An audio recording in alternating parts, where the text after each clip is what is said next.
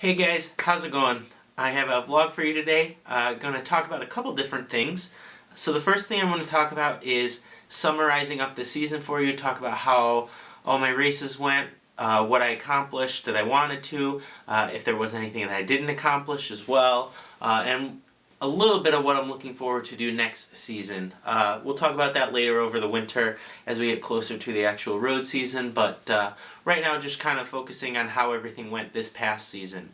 I'm also going to do a quick question and answer with the questions that you guys left for me on my last vlog, thanking you for all those subscribers. And at the very end of the video, I'm going to announce who won the giveaway for the nutrition box right here. So I got my box filled up with nutrition here, so I'll be giving that away to one lucky commenter. So the first thing I wanted to talk about was summarizing up how my season went. If you go back through my videos, you'll notice that the start of the season started off kind of rough. Things didn't go as well as I'd hoped. I don't think I worked as hard as I could have over the winter, which means that I wasn't really in form come the beginning of the season. And as the season went on, my form got better and better and better, but it took me quite a while to get back up to the front of the group, finishing-wise. And I think part of the reason, again, like I said, was I didn't do as much work as I should have over the winter. And the other part was just the difference in Category 4 versus Category 5. There wasn't a huge difference, but the difference that was there was something that I don't think I was exactly ready for when I moved up at the beginning of the season. I really enjoyed racing Cat 4s this season, and I loved racing with all of my new teammates. This was the first year that I raced with Team Intent, and I love them. I love all my teammates.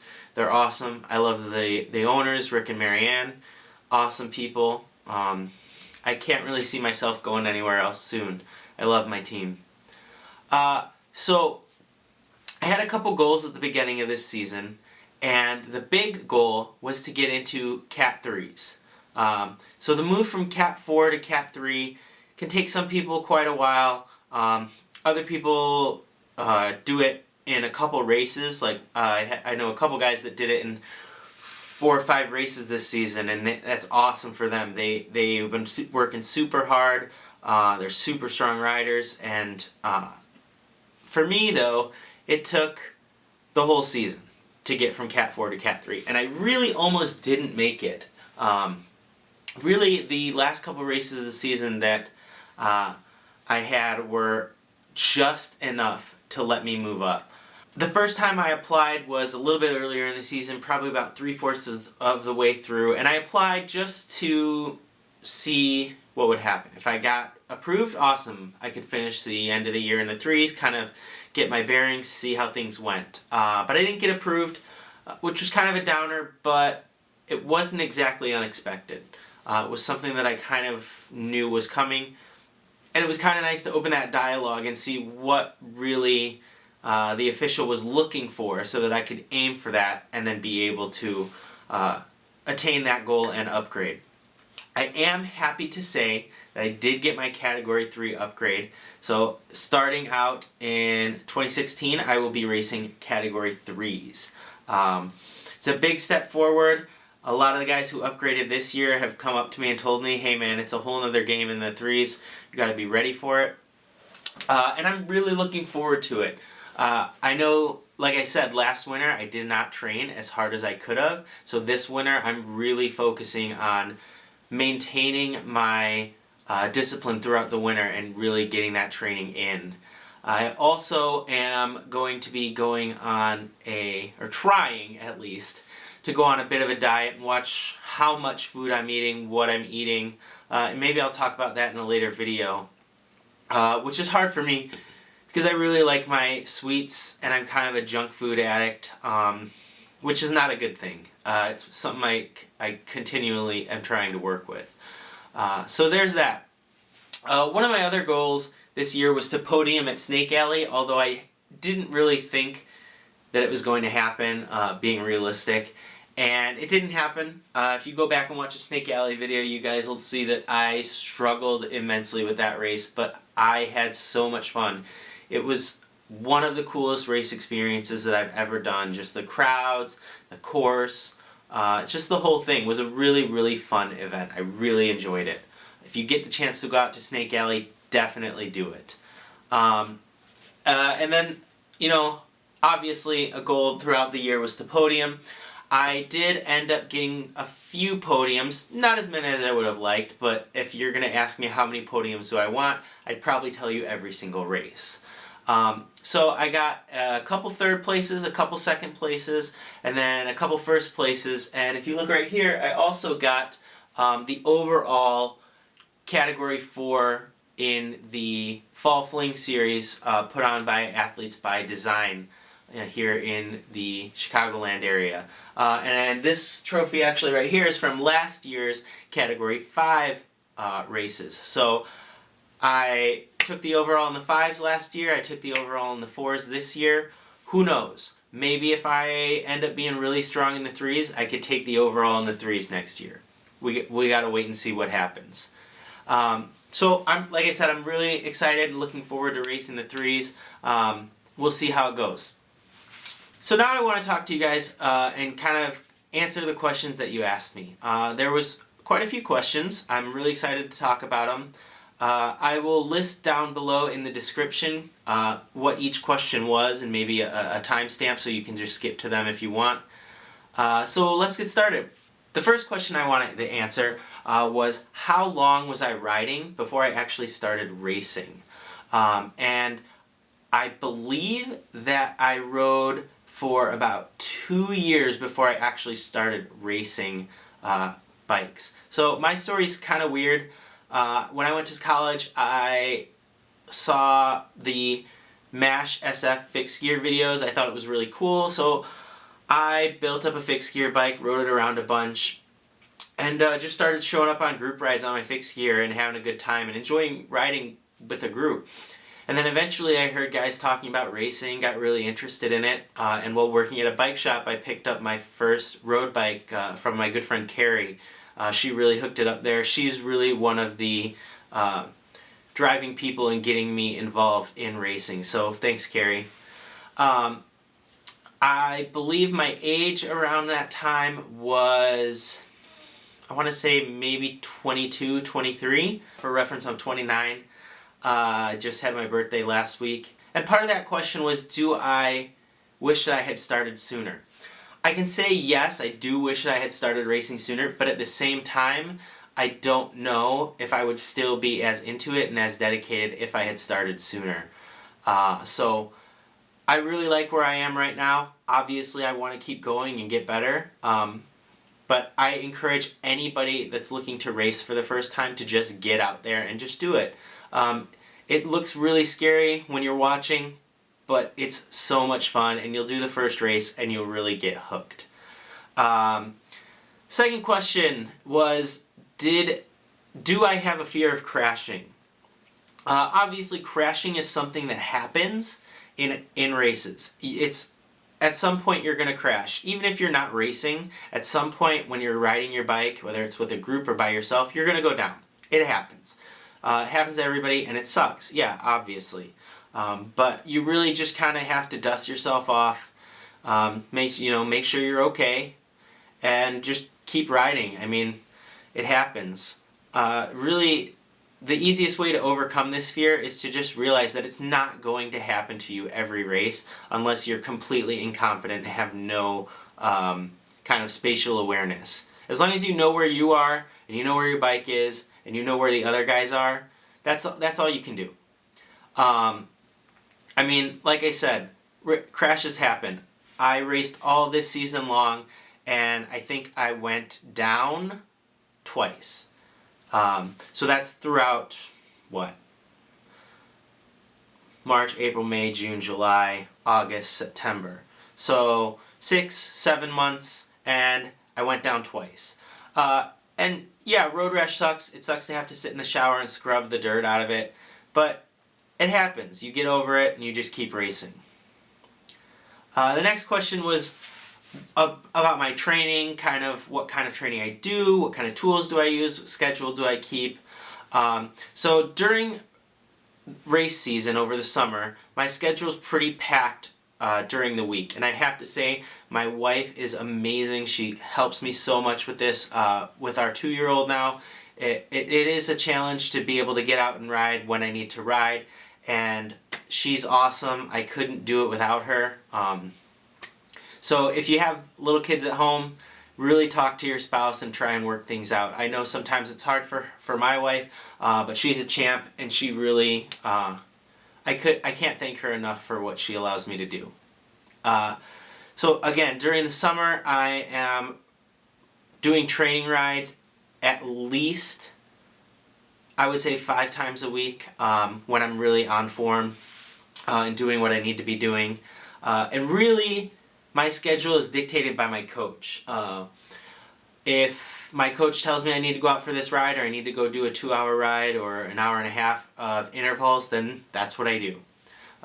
You know, they know what they're doing, so I follow what they tell me to do. I also really enjoy having a coach because it keeps me responsible for my work. I have to produce it so that he can see what I'm doing, what I'm not doing, and we can make improvements through that. So some of the tools that I like to use to help me train. Like I said, I have a coach. Your coach, if you're serious about racing, is one of the most valuable tools you can have. They keep you honest. They can look at your data and tell you what you need to do, what you're struggling with. A coach is just an invaluable tool. One of the other things I like to use is Training Peaks. If you don't know what Training Peaks is, it's trainingpeaks.com, and it's an app that allows you to monitor your performance, monitor all your rides, schedule an entire training plan really as far out as you want. It's a really great tool. I love Training Peaks. I'm a data junkie myself, so I love going in and looking at races and rides and looking at my power meter data, my heart rate data, looking at all of it and just kind of seeing what I'm doing and how I can improve. It's super helpful. Another thing I really like to use, although it's not really, I wouldn't say so much a training tool, it's just kind of a little bit of motivation, keep things light, is Strava. Most of you probably know what Strava is. If you don't, it's kind of a social media for cyclists where you upload your rides. There's things called King of the Mountain, Queen of the Mountain, where there are certain parts of rides that are timed, and if you're the fastest rider, you're the king or queen of the mountain. So like I said, I don't really use it that much as a training tool. It's just kind of a way to keep training a little bit more lighthearted. You do have rides that you need to go out and you need to get done, but at the same time, you got to keep it fun. If you don't keep it fun, for me at least, it kind of loses the point of continuing to do it. Another part of this question that not a lot of people had was kind of what kind of training that I do over winter. So I have a trainer here at home that I'm going to be using to do rides when I can't get out to the gym at Intent in order to be able to ride the kickers, which if you can get your hands on a kicker, I definitely recommend it. It's an awesome trainer. They keep you honest. You have to ride the course that is loaded for you. Having all of your data there immediately is super helpful. Here at home, I just have a normal fluid trainer. It gets the job done. I didn't have to pay $1 million for it, and I can ride on it over the winter. And that's really just what I need. I'm really fortunate to be able to go to our team's training center whenever I really need to get in a certain workout. A lot of people don't have that opportunity. As far as time or how often I'm training over the winter, like I said, I don't really know. This winter is going to be up to a lot to my coach. Hopefully I'm doing at least 2 or 3 days out of the week with good, right now at the beginning of the winter it's going to be long, slow rides, just kind of getting a little bit more base in. And as the season goes on, as we get closer to summer, to racing, the intensity will pick up. The last question that was brought up was just kind of, and a couple people asked me variations of this question was, what kind of gear do I use? What kind of bike? What specifications do I have? So I'm just going to kind of go through some of it, just kind of go down my bike and talk about it. So the frame itself is actually a Taiwanese carbon frame that I bought through a vendor called VeloBuild, and the company that makes the frame is called Dengfu. Now, a lot of people have reservations about these frames, reservations about kind of Chinese carbon in general. I've been riding this bike for, I believe, almost 3 years now, and I've had no parts on the frame break. Nothing has cracked, nothing has, sheared off in the middle of a race and I've fallen on my face and destroyed it. I haven't had any issues with it. I love the frame. I am looking to upgrade pretty soon, maybe over winter, but we'll see what happens. I use a specialized saddle. I used to ride a Roman. Now I ride the Power, one of the newer saddles they came out with. I love it. I would 100% recommend it to anybody looking to try out a new saddle. My group set, shifters, the drivetrain, all of that is SRAM Force. I ride 10-speed SRAM Force. I like SRAM over Shimano. I just like the shifting a little bit better. I like the way the mechanics in the shifter work. I like the double tap system a lot more. My crank set is a Quark power meter with SRAM crank arms. I got that earlier this year, and I really can't imagine going back to not using power. I probably will use power for the rest of my racing career. The wheels that I ride now, I just got some carbon tubular Simet wheels. That's PSIMET. That's the team that I was on 2 years ago with Rob. Rob's an awesome guy. He makes amazing wheels. If you need new carbon wheels for cross or road, check them out. You won't find any better. My helmet, I ride a Specialized Evade. Shoes are Giro Empires. And as far as recording all my data, I use Garmin. I have confidence in the Garmin stuff, and it's accurate. I don't have problems with it. So I use the 510 head unit along with the heart rate monitor, and then recently I've started using the Garmin VivoFit. Just kind of monitor my daily activities, monitor my sleep, stuff like that. And it's been really helpful. So now we're at the point in the video I'm sure a lot of you guys have waited for. You want to know who won the giveaway of the nutrition. So I just put all the names into a randomizer and chose a random name, and the commenter and subscriber that got selected was Nathan Payne. So Nathan, I'm going to shoot you a message, and hopefully you see this video, and shoot me a message back, and we'll get your address, we'll get things worked out, and I will send this off to you. Again, thank you guys for watching this video. Thank you guys for subscribing. Thank you for the support this season.